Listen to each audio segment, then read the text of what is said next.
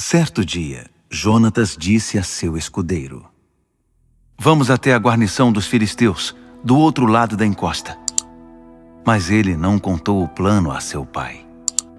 Enquanto isso, Saul continuava acampado debaixo de uma romanceira, na fronteira de Gibeá, em Migron. Havia cerca de 600 homens com ele. Entre eles estava Aias, que carregava o colete sacerdotal. Ele era filho de Aitube, irmão de Icabode, filho de Finéias, neto de Eli, sacerdote do Eterno em Siló. Ninguém sabia que Jonatas tinha se ausentado. A encosta que Jonatas precisava atravessar para chegar à guarnição dos filisteus tinha um penhasco íngreme dos dois lados. Um se chamava Bozés e o outro Sené. O penhasco ao norte ficava na direção de Micmas e o penhasco ao sul na direção de Gibeá. Jonatas disse ao seu escudeiro: "Vamos até a guarnição desses incircuncisos. Talvez o Eterno nos favoreça. O Eterno não depende de um grande exército para nos livrar. Quando o Eterno resolve salvar, ninguém tem poder para impedi-lo." O escudeiro disse: "Vamos em frente. Faça o que achar melhor. Estou com você." Jonatas disse: "Faremos o seguinte: atravessaremos a encosta e deixaremos que eles nos vejam. Se disserem parem, não se mexam até que revistemos vocês, ficaremos parados ali, não subiremos. Mas se disserem venham para cá, subiremos, porque significa que o Eterno os entregou em nossas mãos. Esse será o sinal para nós." Foi isso que os dois fizeram. Foram para um lugar no qual podiam ser vistos pela guarnição dos filisteus. Os filisteus gritaram: "Vejam lá! Os hebreus estão saindo dos esconderijos!" Eles gritaram para Jonatas e seu escudeiro: "Subam para cá! Queremos mostrar uma coisa a vocês!" Jonatas gritou para o escudeiro: "Vamos, siga-me! O Eterno os entregou nas mãos de Israel." Jonatas subia engatinhando, e seu escudeiro vinha logo atrás. Quando os filisteus se aproximavam deles, Jonatas os derrubava, e o escudeiro logo atrás os matava, esmagando a cabeça deles com pedras. Nesse primeiro confronto, Jonatas e seu escudeiro mataram cerca de 20 homens. Isso provocou tumulto no acampamento e no campo de batalha, tanto entre os soldados do destacamento quanto entre as tropas de ataque. O alvoroço foi grande como nunca visto antes. As sentinelas de Saul em Gibeá de Benjamim perceberam o tumulto no acampamento dos filisteus. Saul deu ordens: "Formem os pelotões, contem os soldados, vejam quem está faltando." Depois de contar os soldados, verificaram que Jonatas e seu escudeiro estavam faltando. Saul deu ordens a Aías: "Traga o colete sacerdotal. Vejamos o que Deus tem a dizer." Naquele tempo, Aías era responsável pelo colete sacerdotal. Enquanto conversava com o sacerdote, a confusão entre os filisteus se intensificou, e Saul disse a Aías: "Deixe de lado o colete." Imediatamente Saul convocou seu exército e partiram para o ataque. Quando se aproximaram, viram que os filisteus estavam desnorteados. Chegavam a matar uns aos outros com suas espadas. Os hebreus que tinham desertado para o exército filisteu retornaram. Eles voltaram a se unir aos israelitas sob o comando de Saul e Jonatas. Além disso, quando todos os israelitas que estavam escondidos nas regiões remotas de Efraim souberam que os filisteus estavam fugindo, saíram dos seus esconderijos e se juntaram à perseguição. O Eterno livrou Israel naquele dia. A batalha avançou até Bet-Aven. Todo o exército seguia a Saul. 10.000 homens valentes. A batalha se espalhou por toda a região das montanhas de Efraim. Saul cometeu uma grande tolice naquele dia. Ele disse a todo o exército: "Maldito aquele que comer qualquer coisa antes do anoitecer, antes de eu me vingar dos meus inimigos." E ninguém comeu nada o dia todo. Havia mel por toda parte, Mas ninguém sequer experimentava o mel, pois temiam a maldição. Acontece que Jonatas não sabia do juramento que seu pai tinha imposto ao exército. Assim, de passagem, ele pegou um pouco de mel com a ponta de sua vara e comeu. Seus olhos brilharam revigorados. Um dos soldados o informou. Seu pai impôs um juramento solene a todo o exército. Maldito aquele que comer qualquer coisa antes do anoitecer. É por isso que os soldados estão esgotados. Jonatas retrucou. Meu pai arranjou um problema desnecessário para o povo.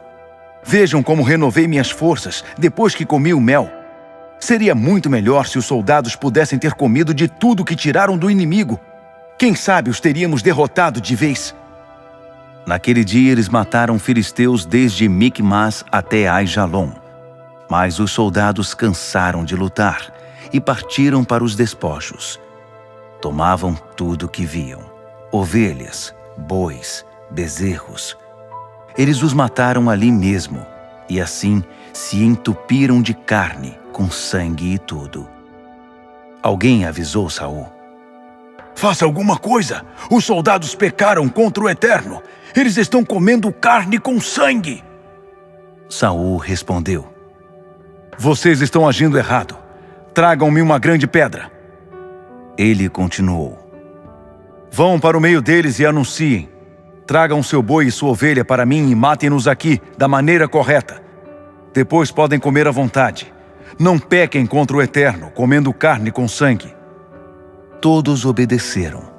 Naquela noite, cada soldado trouxe seu animal para ser abatido. Foi assim que Saul edificou um altar ao Eterno, o primeiro altar que ele construiu para Deus. Saul disse: Vamos perseguir os filisteus à noite.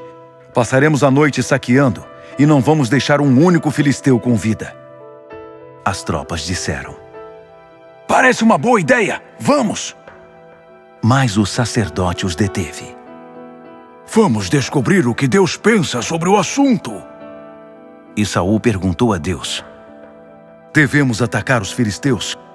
Tu os entregarás nas mãos dos israelitas? Mas Deus naquele dia não respondeu. Saul disse: Compareçam aqui todos os oficiais do exército. Algum pecado foi cometido hoje. Vamos descobrir o que foi e quem o cometeu.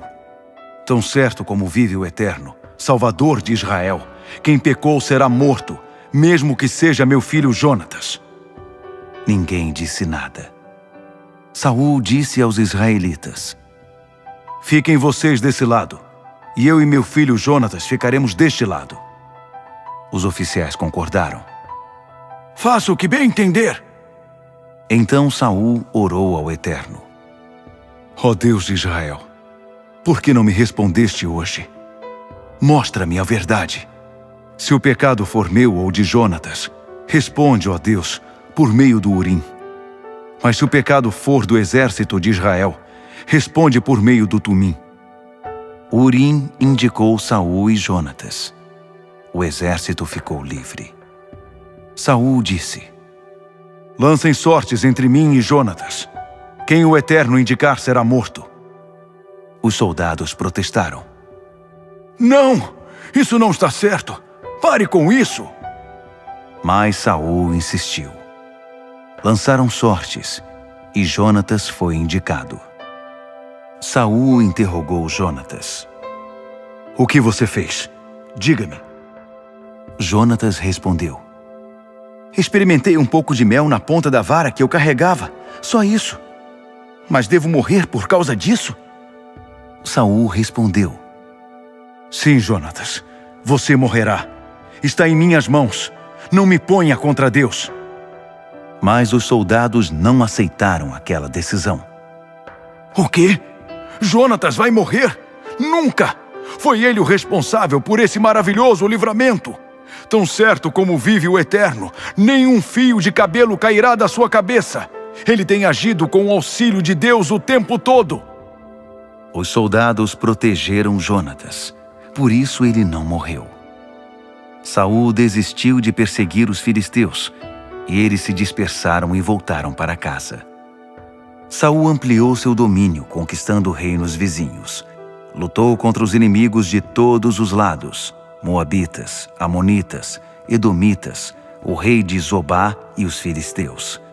Aonde quer que fosse, era vitorioso.